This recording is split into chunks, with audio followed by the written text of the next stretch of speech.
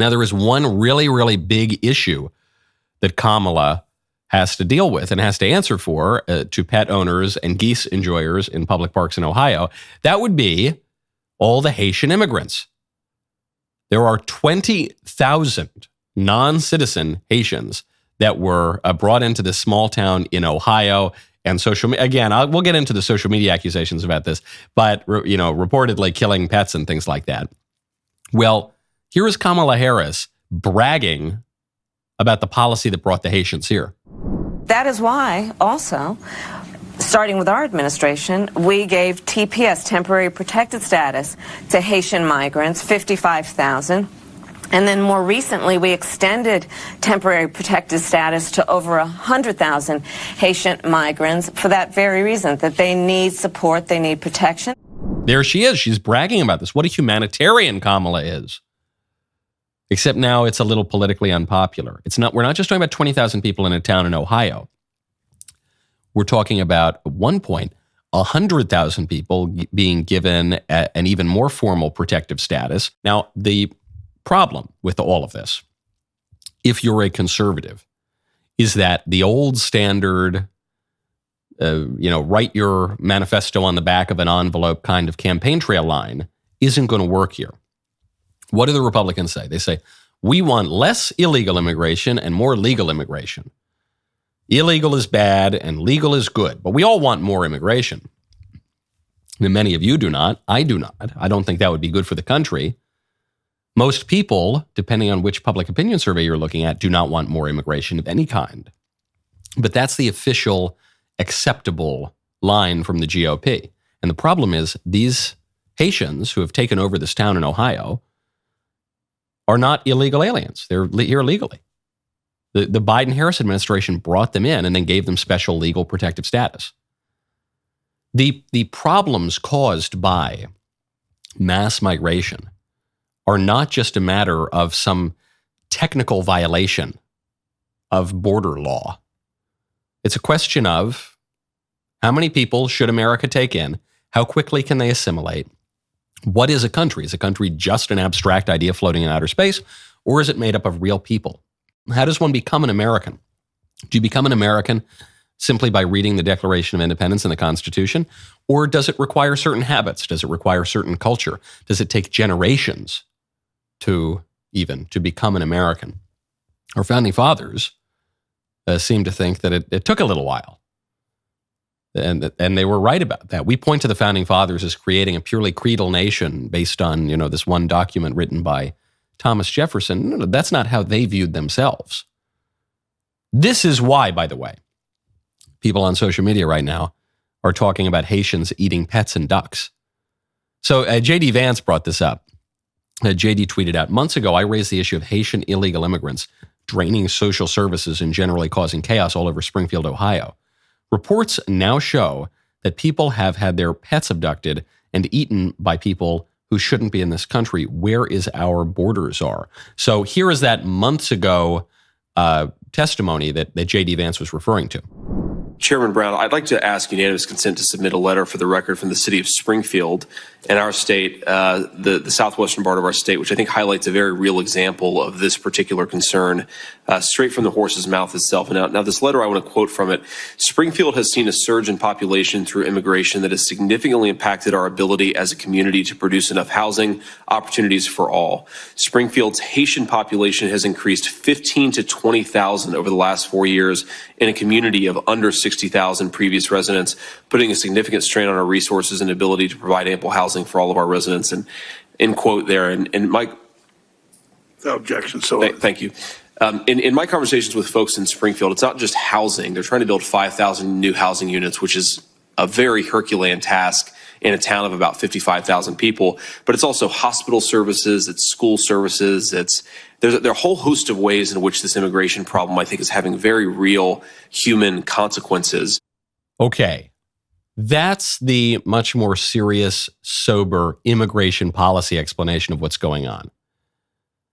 What everyone's talking about is the Haitian immigrants allegedly eating cats and dogs and geese and, well, all manner of pets. And so that's what's dominating social media. We actually have a video of a cat lamenting how much she misses the good old days of the Trump administration.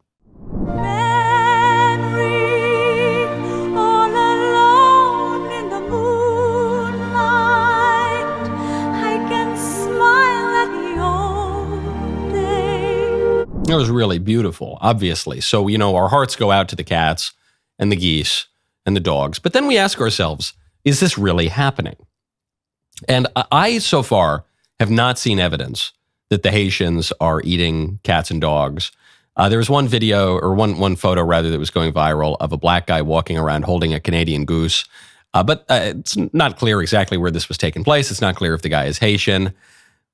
Worth pointing out, as these reports come out of these Ohio towns that the geese are going missing, it is a federal crime to go kill geese in the park. Canadian geese are a protected species federally. Why? I don't know. They seem to be everywhere, but they're a federally protected species. And of course, as with all of these immigration issues, if native-born Americans committed even one fraction of the crimes that the illegal aliens are currently committing, and the people who have been brought over and given temporary protective status are currently committing, they would be in prison, especially if they're white people. But for some reason, we just let the illegal aliens and the temporary protected migrants off the hook. So that creates certain tensions in communities. But I think what this pet thing is really about is just a shocking, sensationalist headline that may or may not be based in reality. I haven't really found evidence that it's based in reality, but it's to underscore a real and urgent social concern that has been ignored by our political class, which we'll get to in 1 second. First, though, I got to tell you about Birch Gold. Text Knowles to 989898. Did you know there are nearly $1 trillion of infrastructure and pandemic funds yet to be spent? That's right. There is a massive amount of money that the lame duck administration is pushing hard to spend in their final few months. If the president is able to push these funds out, we could see another prolonged inflation surge, just like during COVID. I'm sure you remember the terrible effects that high prices had on most Americans, but there's hope. A surge in prices can be beaten. A gold IRA from Birch Gold Group is the ultimate inflation hedge for your savings in uncertain times.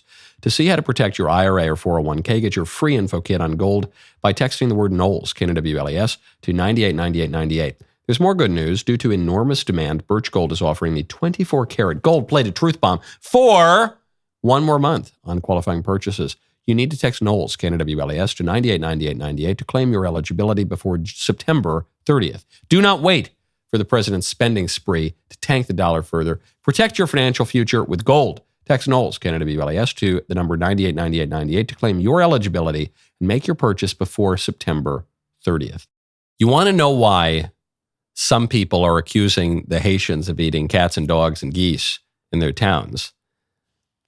It's because of testimony like this from this woman from Springfield, Ohio, the town in question. I noticed all of the old familiar spots bearing new signs in an unfamiliar language. I watched as groups of strangers walked around the city like lost tourists, and it was like a punch in the gut. A terrible sadness came over me, and I began to cry. I immediately started to think back to when I was little, walking from my grandma's house on South Fountain through downtown and all the way to Snyder Park, going to Wren's to get new school clothes and shoes, the excitement of the mall for lunch at the Blue Fox, or even better, to see Santa, riding down High Street, admiring the beauty of those stately homes and their amazing architecture, dropping pennies in the fountain and making wishes. And now, all those warm memories are becoming fuel to the fire of anger inside of me. I feel like we have been invaded by some sort of... I'm angry that my friends and family are packing up and moving away. I'm angry that foreigners are using up the resources that were set up for the Americans that reside here. I'm angry that another country's flag was being flown in our city. I'm angry when I see our businesses and recreational areas littered with garbage left by people that do not know or understand our laws and culture and are making no attempt to learn about them. That's what the goosing thing is about. It's not about the geese and the cats. People don't care about Canadian geese all that much. That's what it's about. And the way that woman spoke is not politically correct, and I'm sure she'll be called a racist and a bigot and a xenophobe for what she said. But there's a reason that video clip went viral. because I think a lot of people listen to her testimony and they ask, can you blame her? Can you blame her? This woman, something tells me she's not a descendant of the Rockefellers. Something tells me she doesn't have penthouses on Park Avenue. Okay, this isn't, rich Uncle Pennybags sneering on the poor hoi polloi and the migrants who come over. This is a woman who comes from a small town in Ohio, and she's been there for a long time, and she's got generational history in that town, and she has good memories in that town, and then her town was just taken away from her. She looks up, and people are speaking and writing in a language she doesn't recognize. She looks up, and the country is being filled up with people that are different. The people of the town are just being replaced. The people who are coming, no knock on them in themselves, but they don't understand the customs. They don't behave in the way the people in that town, people in this country are supposed to behave. They're foreign, and they have foreign customs and a foreign language, and they do foreign stuff, which is being caricatured and exaggerated to include eating cats and geese. But to her point, do we not have a right to our country? The liberals would say we don't. They would say we don't have a right to our country because this is stolen land that we took from the Indians, and they can never quite name which Indian tribes we took it from, and they never acknowledge which Indian tribes those Indian tribes took it from. But all they know is that it's evil that America's here, and we have no right to our country, and we have no right to our borders, and we have no right to our laws, and we have no right to our customs. And the people who say that, very frequently, they have a lot of money and they can live in very nice little communities and they can continue to have their own customs and they can send their kids to the schools they want to send them to and they don't need to worry about street crime in their neighborhoods. But all the little people, they can deal with it.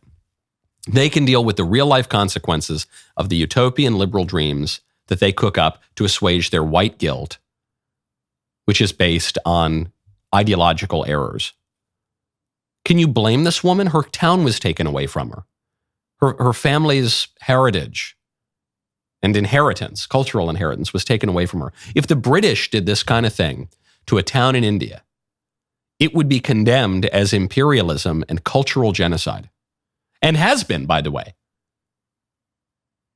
Yet in this case, you can flood a country intentionally, as a matter of federal policy, you can flood a country with a very particular people who have radically different customs and language from the people in that town. You can radically change that town, just yank the polity away from those people, and it's totally fine. Actually, they have it coming. And why do they have it coming? Because they're poor white people. And poor white people are terrible, and they don't have any rights, and we just need to abolish their culture entirely. That's what the liberals are saying. And occasionally, not even that often, but occasionally, the poor white people say, hey, come, what gives, guys? And when they do that, they're called deplorable and irredeemable and racist and xenophobic. But something tells me those liberals who are implementing these policies, they're not importing the Haitian migrants to their neighborhoods. They don't want to live with those consequences. So, of course, the libs are trying to make all of this about racism. Maxine Waters, one of the gifts that keeps on giving in the liberal establishment. Absolutely terrible, but she expresses what the libs really believe. She goes on MSNBC and she says, people hate these Haitians. They hate these Haitians, and they hate them because they're black and they speak Creole. Well, let me just say this, that Haitians have been the victims of, not only our country, but Canada and France for years, historically. They're black, they're poor. It's the poorest country in the hemisphere. They have been exploited, and it continues all the time. They are not, it does not appear that they are seen in the same way that they see others. Well, others don't eat geese from the park or do other things that this particular group is doing. But it can never be about what this group is doing. And it's not just the Haitians, by the way.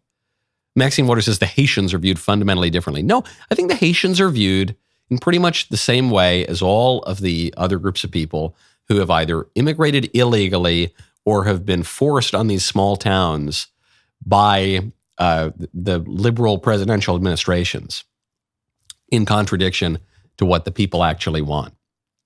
They're viewed as foreigners. I recently gave a speech on Dante at the Intercollegiate Studies Institute, which is available on YouTube right now. I know some people have been asking about it. And in it, Dante's great-great-great-grandfather gives him some political advice in heaven and says, the confusion of peoples, the mixture of peoples, is always the beginning of ills in the city. And he's taking this lesson from Aristotle. It's not that the immigrants are bad in themselves. It's not that Haitians are bad in themselves. The Haitians do bad things like perform cannibalism and voodoo. Haiti, she points out, Haiti is the only successful slave revolt in history, and they've had a lot of problems ever since then. And if you're going to create an island of slaves, that's going to have political ramifications down the line. So Haiti, through its development and its history, has had all sorts of terrible problems, and you're seeing that today, not just economic, but cultural, spiritual, cannibalism, and voodoo. But it's not that Haitians are bad people in themselves, exactly. It's not that Mexicans or Guatemalans or Hondurans or Nicaraguans or whoever. It's not that people from Sweden or Timbuktu are bad in themselves.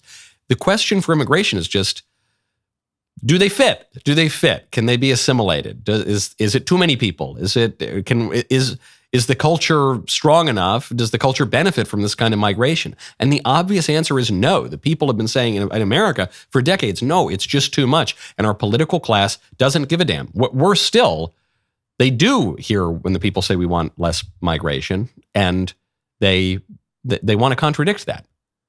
They want to give the people the exact opposite policy that they desire and that would help the country.